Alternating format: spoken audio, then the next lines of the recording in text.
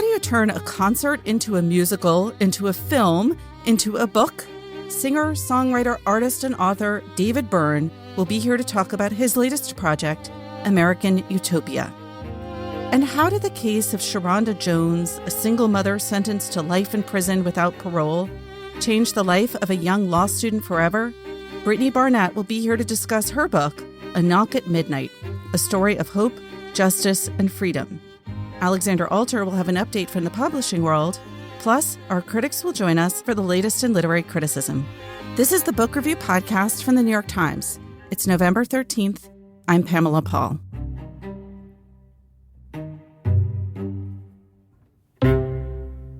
David Byrne joins us now. He is, of course, the musician, the filmmaker, visual artist, and here primarily as an author of a new book, American Utopia. He wrote it and it's illustrated together with Maira Kalman. David, thank you so much for being here.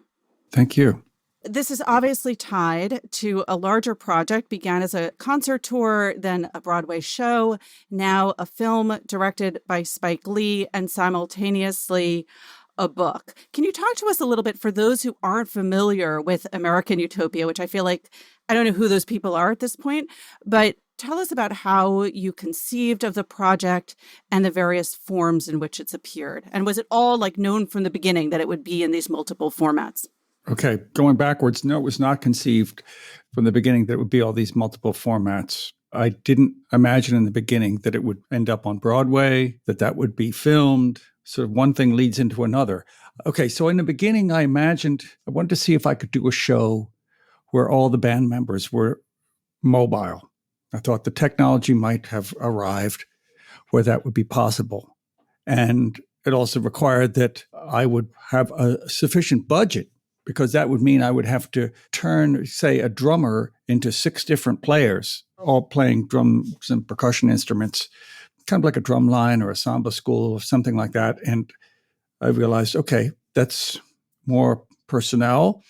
Can I afford that? I could. So I went ahead with this, which opened up opportunities for staging and choreography and movement and then lighting and everything else. Things just followed. Once one thing was kind of accomplished or decided, then the door would open and you go, okay, that means that then we can do this. And now we can do this, et cetera, et cetera. And so at some point during the tour, I kind of got wind that Broadway producers had seen the show and thought, probably, I'm going to guess, in response to the success of Bruce Springsteen's show, people thought, oh, this can go to Broadway. This could go to Broadway, and Broadway audiences are ready for this kind of thing now. This is a thing that can be done. Very, very different than Bruce Springsteen's show. But I think the idea was that whatever popular music, contemporary music could work on Broadway. Things didn't have to be all Broadway music. I wrote additional things for the Broadway version, extended it,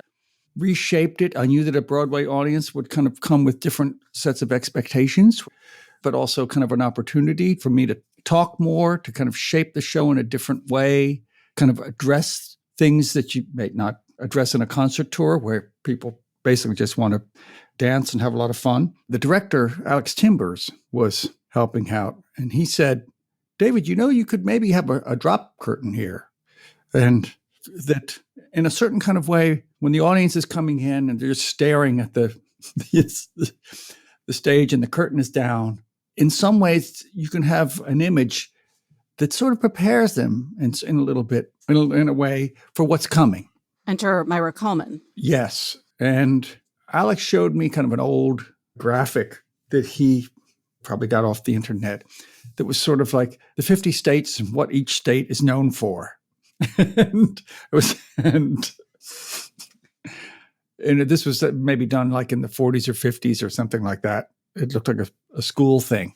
What were your favorite states? Because you're laughing. I'm laughing. I'm laughing because, you can imagine that some of them are corn and some of them are mining or some of them are cattle oh, yes. And so it was also folklore from each state. So there'd be Paul Bunyan or Casey Jones, John Henry, all these American kind of myths and legends were in there. And I thought, okay, I didn't want to do that exactly, but I thought that's a nice direction. Thank you, Alex. So I went to Maira, whom I'd worked with before many, many, many years ago, and said, would you be interested in doing drawings and paintings for this curtain?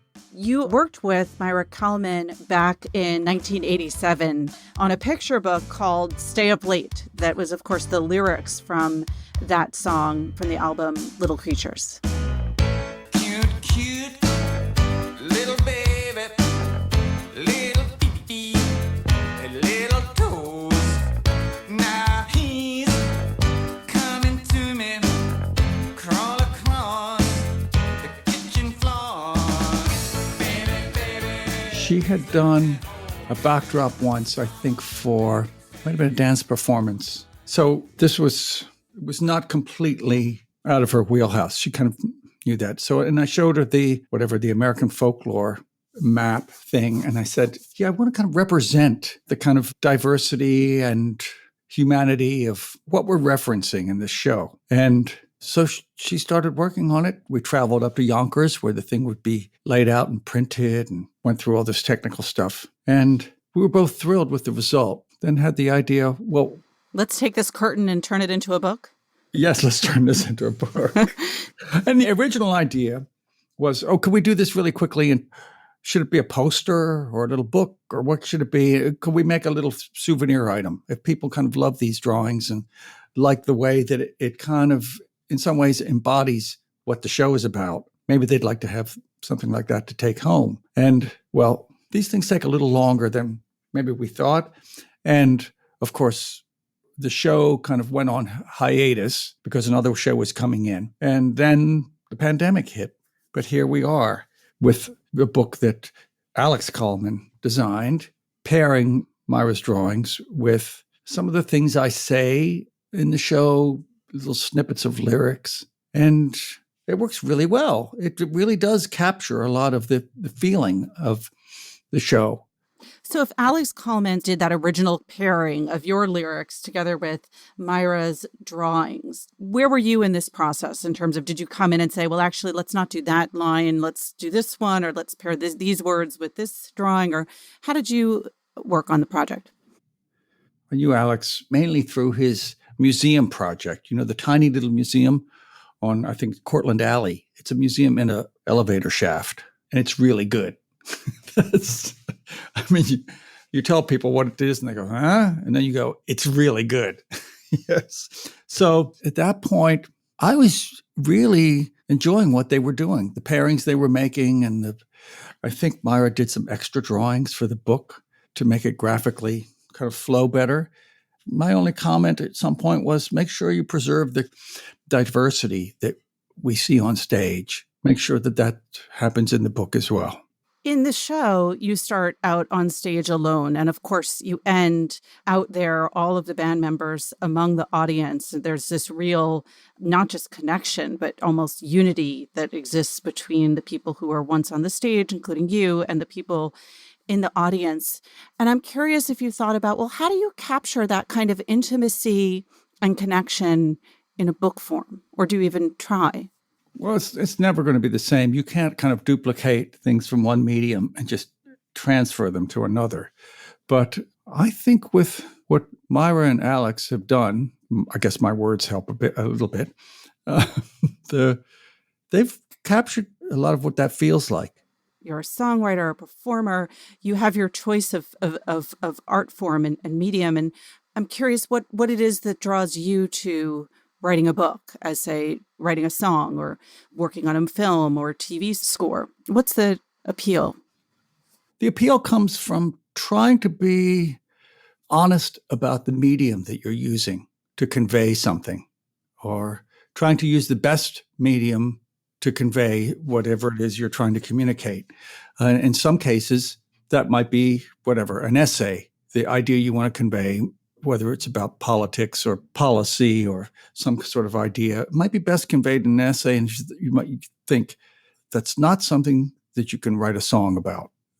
You could try, and people have done such things, but it generally does not succeed.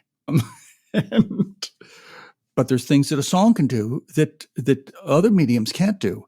A song, for example, can have two sort of conflicting ideas or to hold two opposing ideas at the same time, which is hard to do let's say, in a book. A song, for example, the melody can be buoyant and joyous, but the words can be kind of melancholy. That's not unusual at all. I mean, there's plenty of examples of that, where there's just this gorgeous, gorgeous, uplifting melody, but the words are actually sometimes kind of tragic. And the tension between those two things is what makes it really work, because then it's like, this is what life is. Life is a balance between these two things. So you can do that in a song, and it's really hard to do that in a book, because the book is very linear that way, especially text. But sometimes with pictures and text, you can kind of have different things going on. Get at that tension. Yeah.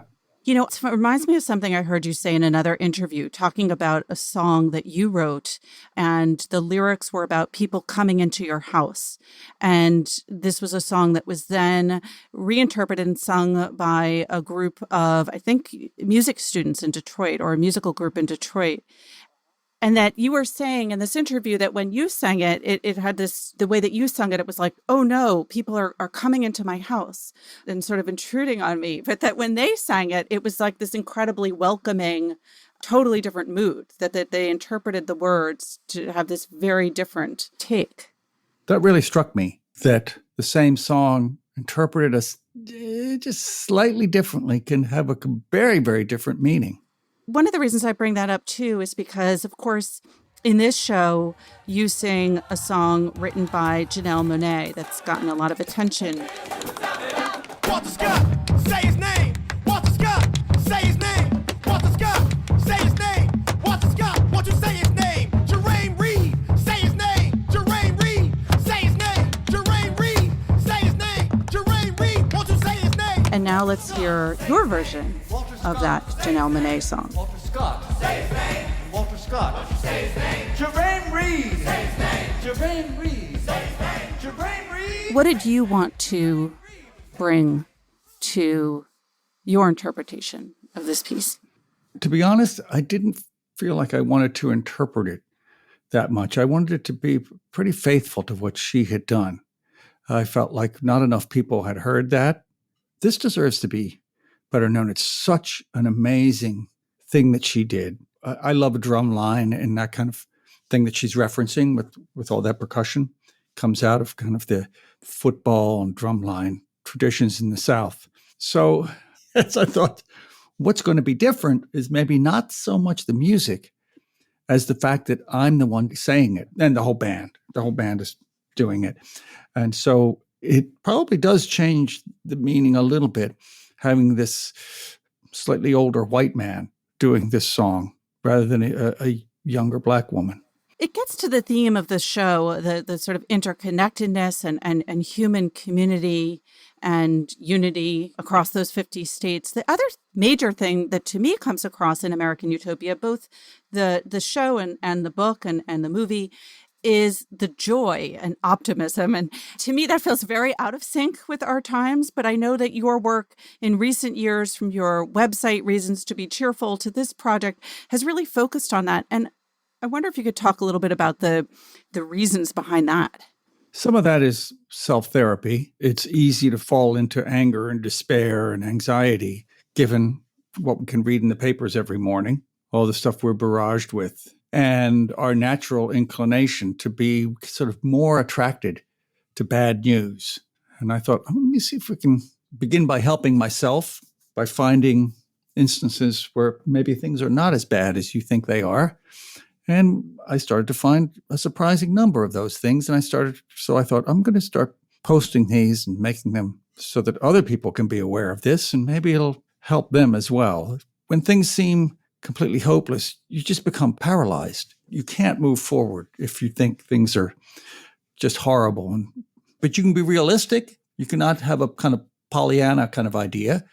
But at the same time, yes, you can just feel like, no, there are solutions out there. And there are people who are finding those solutions. And we should kind of celebrate that and emulate those. So, yeah, became kind of a lifesaver for me. So it worked. Yeah.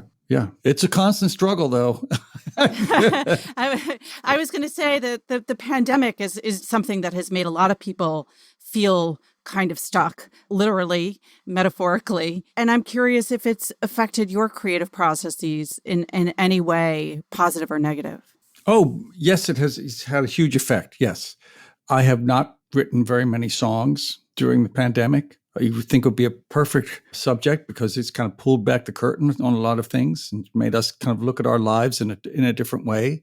And I think that will come. But my creative impulses went in a different way. I started doing drawings. I sort of continue to write for reasons to be cheerful when I can. I'm not as fast a writer as some. But a lot of it went into drawings and things. So that was kind of unexpected. What have you been drawing? Well, these little pen and ink drawings. I call them dingbats. They were originally meant to be little illustrations that would go into the Reason to be Cheerful journalistic pieces that we do to break up big blocks of type, the way typographers and magazine layout people use little illustrations of maybe a flower pot or a teacup or whatever to kind of just add a little breathing space when there's a lot of text. And I got a little carried away with it. And the drawings became a little more elaborate than that. And I just kept doing them. Well, obviously, I have a bias in terms of art forms, but what I'm seeing is the Book of Dingbats. Oh, really? Well, we'll have you back on the podcast to discuss that book when it does. David Byrne, such a pleasure to have you here. Thank you so much. Thank you so much.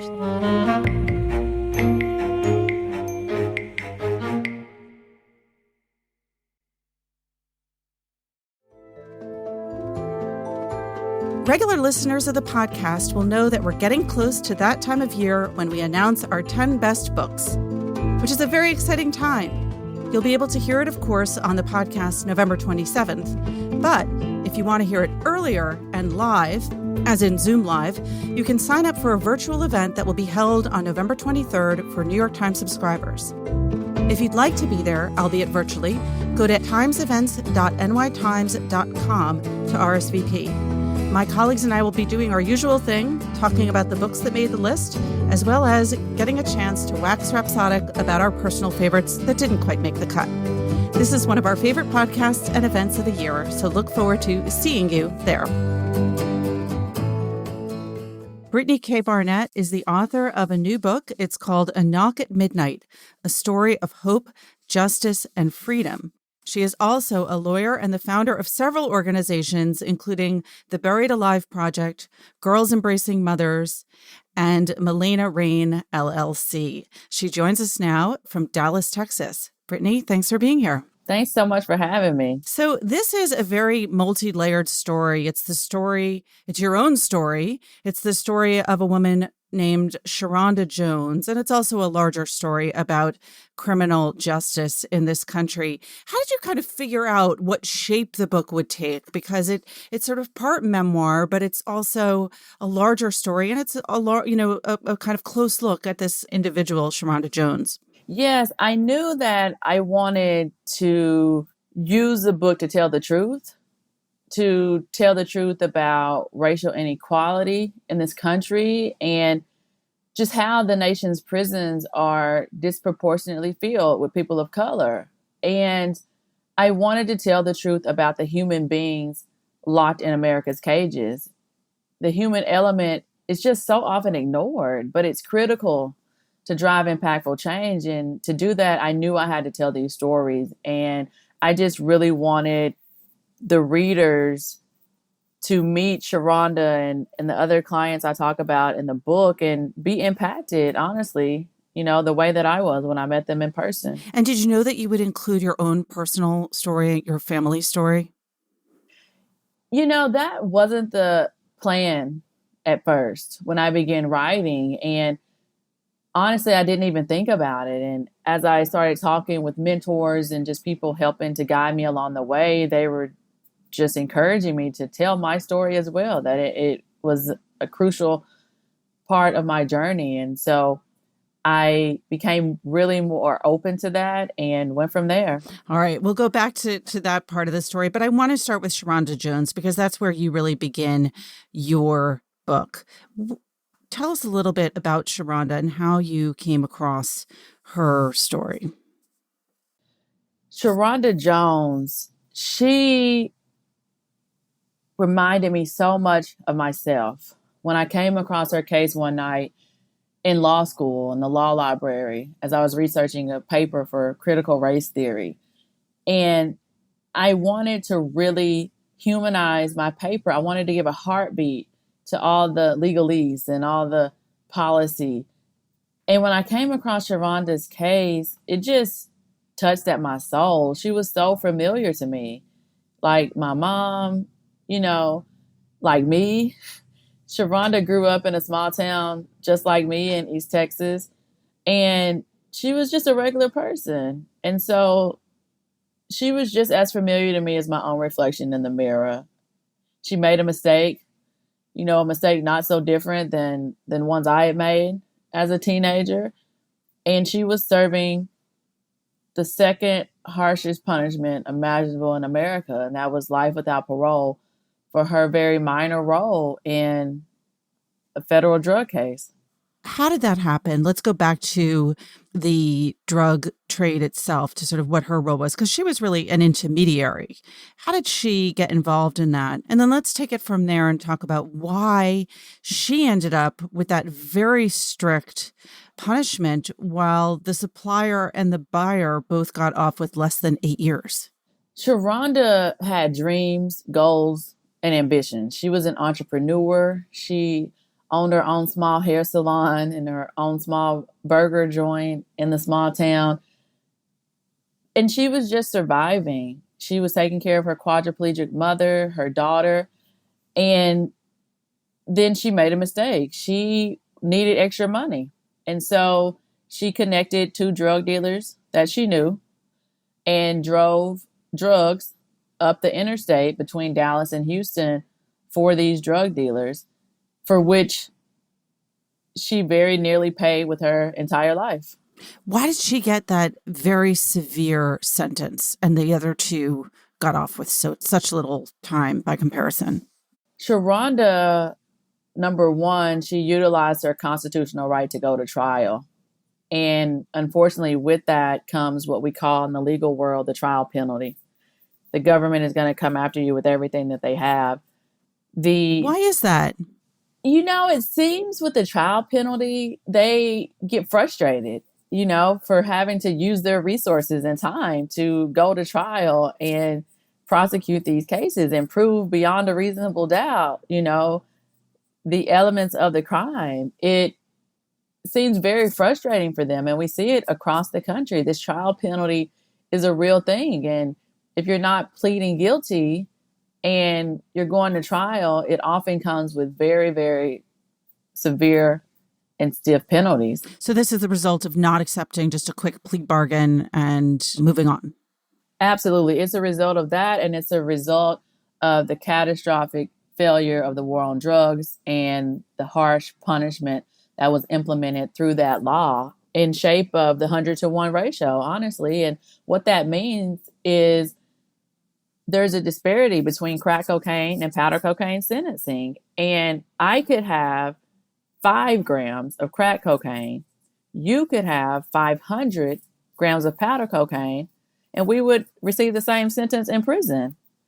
And it's not lost on anyone, especially in 2020, but in particular at the end of the 80s when these laws were put in place, that more affluent white people were using powder cocaine and crack cocaine was running rampant through communities of color, in particular communities with Black people. And so these laws just created this grossly disproportionate number of people of color serving sentences for drugs. So she decides not to accept a plea bargain.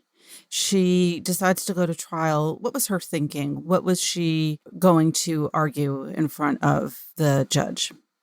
Sharonda Jones had no idea what she was into. She had never been in trouble before. She had never even received a traffic ticket before. She had no idea how the system works. And she was charged with this overreaching offense of federal drug conspiracy. And with her ignorance of the law, she did not believe she was guilty of conspiracy. She gets this sentencing of life without parole. The other two parties involved, how did they get off with less than 8 years? They testified against Sharonda at her trial and received lesser sentences in exchange for their testimony.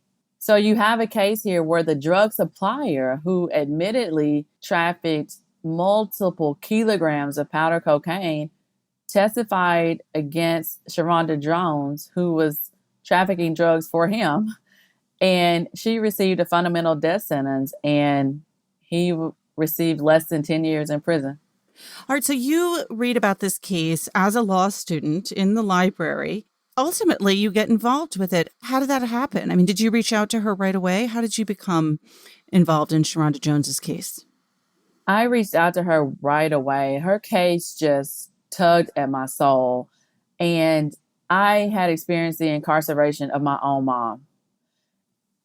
So I knew what that was like. And I just felt a kindred spirit to Sharonda. And I sent her a card, honestly, and told her I was a law student and I wanted to help her get out of prison. Did she respond? She did. And it was such a nonchalant, cool response, wishing me well in my studies. But you could tell she had been let down a lot by lawyers over the years. At that time, she had been in prison for 10 years. So what did you do then? I wrote her back and I went to visit her in person. And we had the most remarkable visit. It was as if we were family. And our journey began from there. All right. I don't want to give away the whole entire story, but tell us a little bit more. What did you then do on her behalf?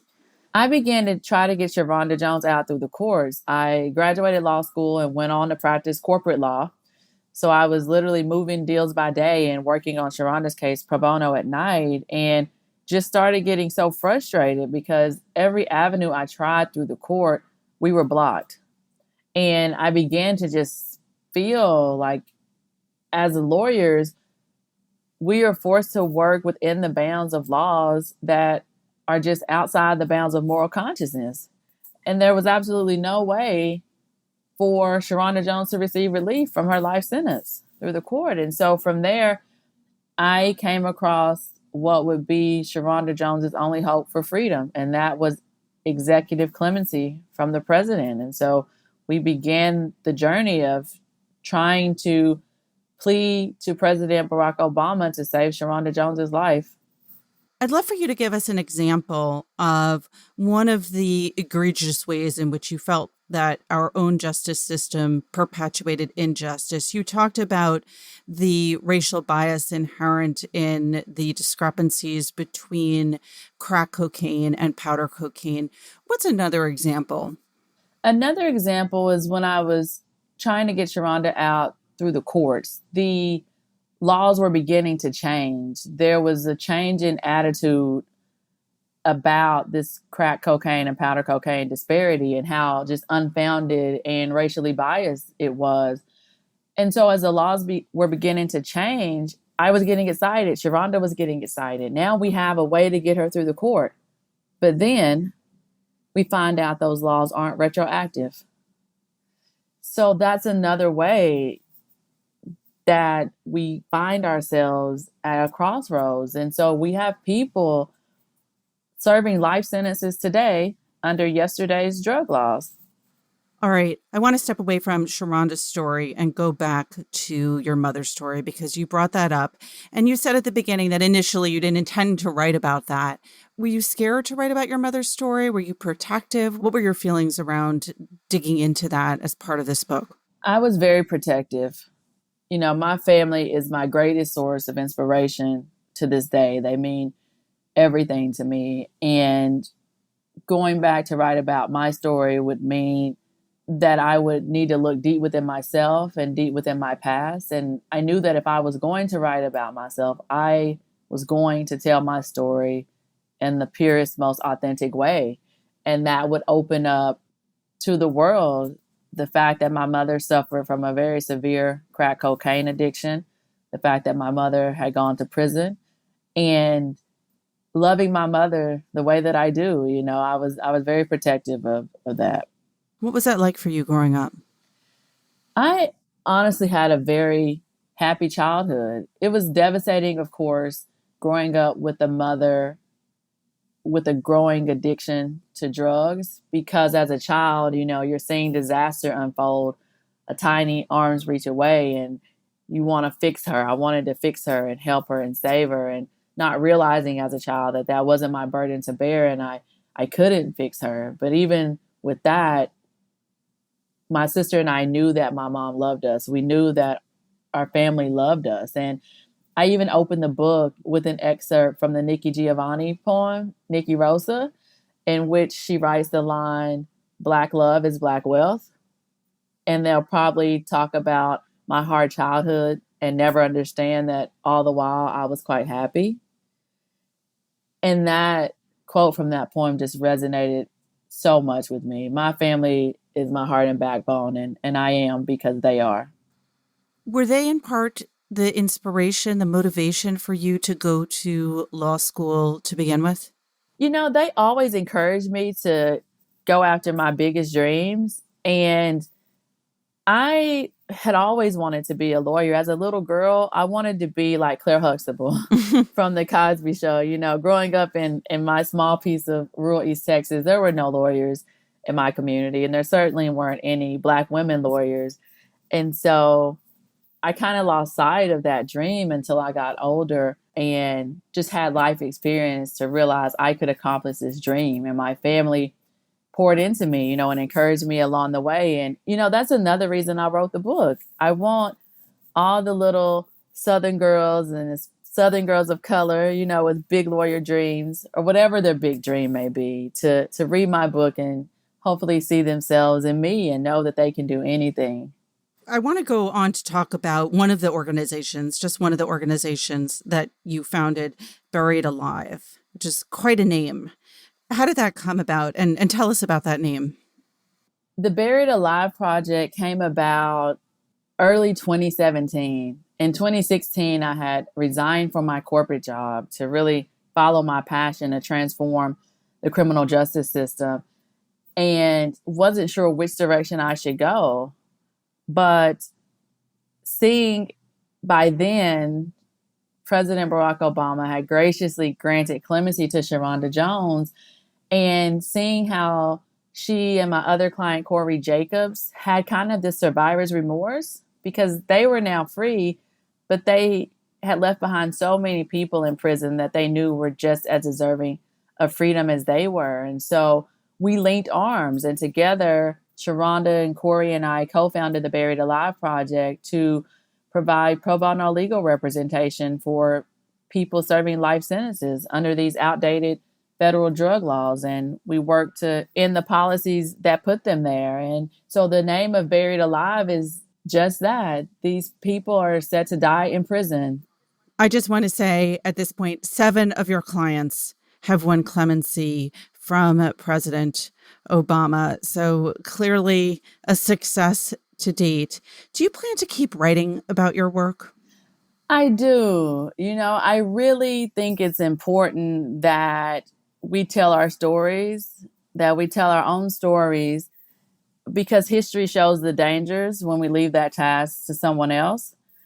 And I look forward to just helping to correct false narratives, helping to shift the paradigm about the amazing human beings who are victims of the war on drugs, and truly driving impactful change that is so desperately needed in America's criminal legal system. Well, Brittany, thank you for the work you do and for joining us on the podcast. Thank you so much for having me. Brittany K. Barnett is the author of A Knock at Midnight, a story of hope, justice, and freedom.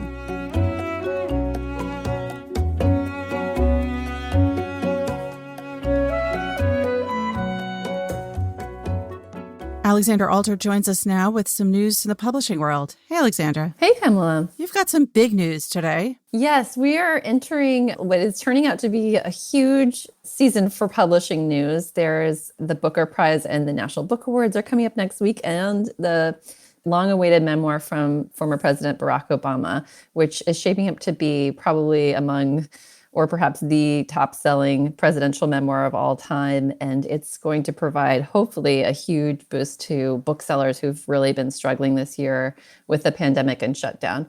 So already we're seeing incredible demand for this book. There have been so many pre-orders that Crown, which is Mr. Obama's publisher, has bumped up its first printing from 3 million copies to 3.4 million copies. And because of the constraints on the print market, with the printers being at capacity this year, they actually are printing 1.5 million of those copies in Germany and bringing them over on shipping containers. So they're really drawing on their whole global infrastructure to overcome these real obstacles in the supply chain that have only gotten harder with the pandemic. So just in another sign of how big a deal this book is, the Booker Prize actually moved its awards ceremony to clear out for President Obama's publication. They were originally going to happen on the same day, and now the Booker is happening 2 days later. So of course, as with any highly anticipated political book, there have already been leaks, there have been excerpts, and we have some reviews coming in. So I think after a really tough year for booksellers, although the publishing industry has been doing quite well, we're seeing some positive signs that they could close out. If not where they were last year, they can certainly recover some of the lost revenue from this year. So I assume we'll hear more about the book itself on next week's podcast. We'll hear more about the book itself. And Mr. Obama is starting, I think, a pretty robust media tour. So people will be hearing directly from him as well. He's planning to go on Oprah Winfrey's show. He'll be on 60 Minutes, CBS Sunday morning, and is planning to do a bunch of podcasts and sort of youth-focused media interviews as well. He also has his own extensive social media following. But of course, you know, this is a pandemic. So I think what he would have originally planned in terms of a book tour, if you look at what Michelle Obama did, she had sold out arenas in Brooklyn and Chicago with tens of thousands of people in the audience. So obviously he's not going to be able to do any events like that, and probably nothing in person for his book tour. So he'll be really focusing on doing media and doing possibly some virtual events as well. Well, probably easier to get tickets. Yeah, that's true. All right, Alexandra, thank you so much. Thanks for having me.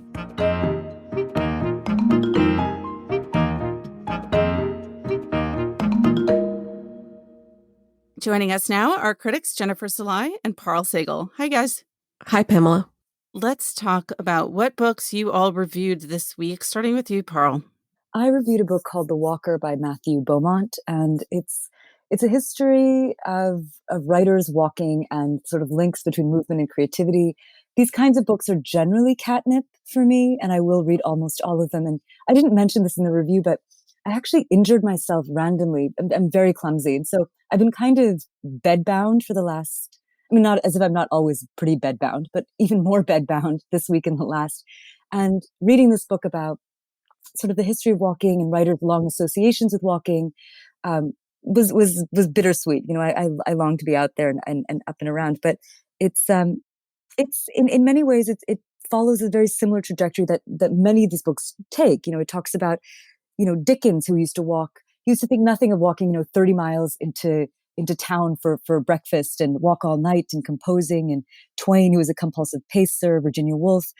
And, it sort of twists and sort of takes a different turn and says, it doesn't do the thing that many of these books, I'm thinking of like Rebecca Solnit's book on walking, that other books do, sort of looking at this idea of like going out into the world and bringing back something to the desk. But it looks at the sort of jaundiced writerly consciousness of the sort of sullen writer, the sulky writer, or their character out in the city, responding, feeling wounded by the city, wounded by modernity, to sort of make a case for a particular kind of writer as what Beaumont calls the indicator species, this sensitive creature that tells us, upon whom all, modernity or capitalism's excesses and depredations weigh on. And they write these books that are telling us about the wages of our age. And, it's a bit, my review was pretty mixed. There's a lot I enjoyed and admired about the book.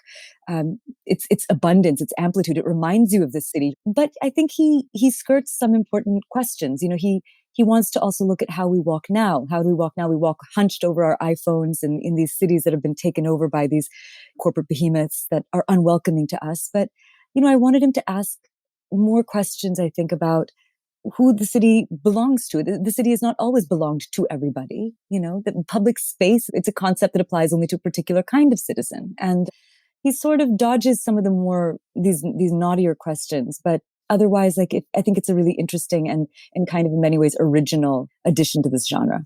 Since, as you say, that this is a sort of Carl Sagal subspecialty, books about walkers and books about writers, what's the best one that you've read or your favorite? Oh gosh, the best thing ever written about writing and creativity is Virginia Woolf's Street Haunting. And it's an essay that begins with her needing a pencil.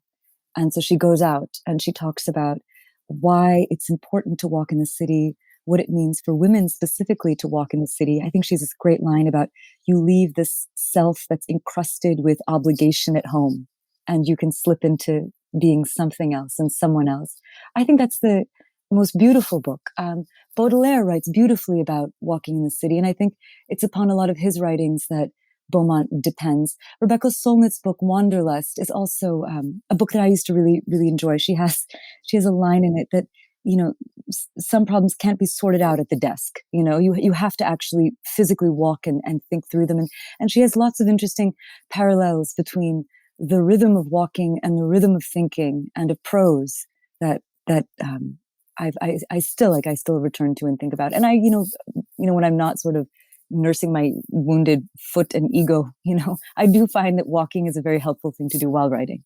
I went for a walk yesterday to clear my head. And as I was walking on the phone, and of course I was on a walk and talk, which I guess defeats the purpose and is probably not in any of those excellent books, I nearly stepped onto a freshly dead, barely dead squirrel lying in the street, which I don't know, somehow it felt like a metaphor for 2020. It's probably not part of that ideal scenario you're discussing. It would. I think Woolf would have gotten a bunch of essays out of that. I just imagined all kinds of gruesome alternatives had I actually stepped on that squirrel. Jen, what did you review? So this week I reviewed a book. The title is How to Make a Slave, and it's a collection of personal essays by a writer named Gerald Walker. And this is his third book. It's actually been nominated as a finalist for the National Book Awards this year. And I guess the virtual ceremony is coming up in a couple of weeks. And so the title comes from the famous line from Frederick Douglass, "You have seen how a man was made a slave, you shall see how a slave was made a man." What he does with that in the title essay is that the whole thing is very short. It's 6 or 7 pages. It's told in the second person present tense, and it sort of follows along his own experience in such a way where you're sort of experiencing things with him. And, he brings this sense of humor and sort of a lightness of touch to subjects that are really intense and heavy to sort of show, to a certain extent, how one's own experience changes from moment to moment. So your understanding of what's happens to him changes. And there was something about this collection, what I really enjoyed about it was that there's never really sort of a declarative sense of, okay, this is exactly how the world is, and this is what my experience was like. It's always changing for him. I think it's one of those collections where it really, you almost have to experience it to really sort of understand the way that it moves, because it really does move. And it's very short. I mean, the whole thing with the number of essays in it it's under 200 pages. So I was really quite moved by the whole thing. Do you get the sense that he's in conversation with other writers in this genre? You mentioned Douglas, but I'm thinking of Ta-Nehisi Coates or other people that have written similar sorts of books.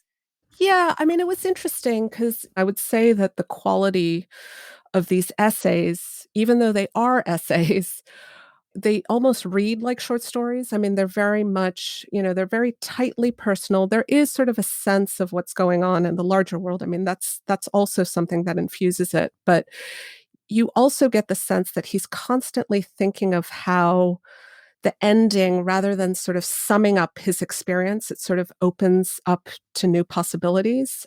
I also thought Edward P. Jones, who also sort of encapsulates these moments and experiences in such a way where you end it And rather than thinking, okay, well, this is the world and this is how it is, it sort of opens up another vista. So I was surprised by it. And I had previously actually read Walker's first memoir, Street Shadows. And, that's a book, it's an interesting book. It's about his experiences as a father, a professor, a husband, but it also talks a lot about his younger years and the problems that he had with drugs. And so just to sort of have this body of work and sort of see how this writer has sort of processed his own experience, which has encompassed, it's just so capacious, I guess, was just really fascinating to me.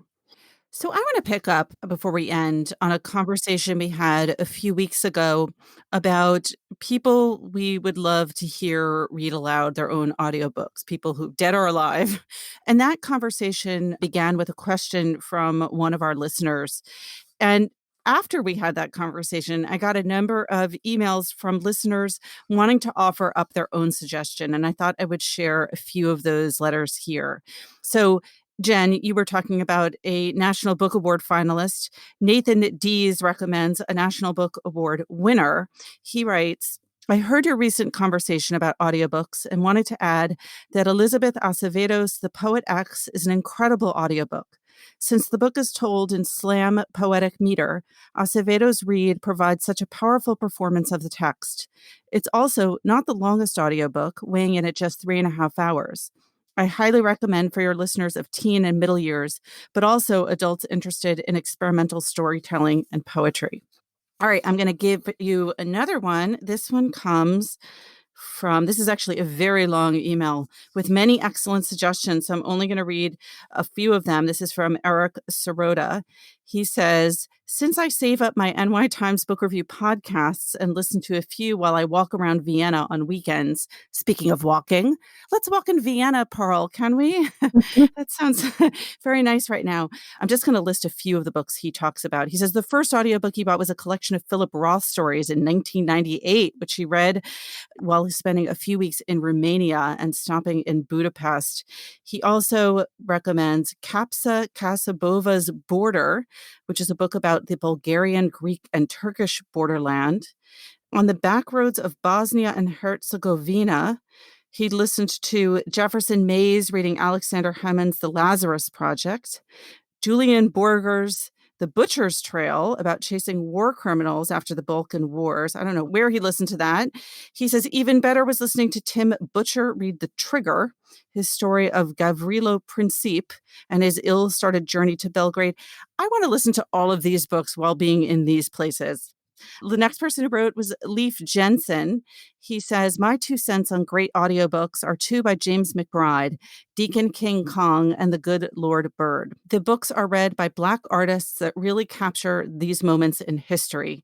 Their love of these books is reflected in the audio reading that goes far beyond the normal reading I could do myself. And then Lynn Chase sends in a list of people who read their own work, and she calls these particular ones fabulous.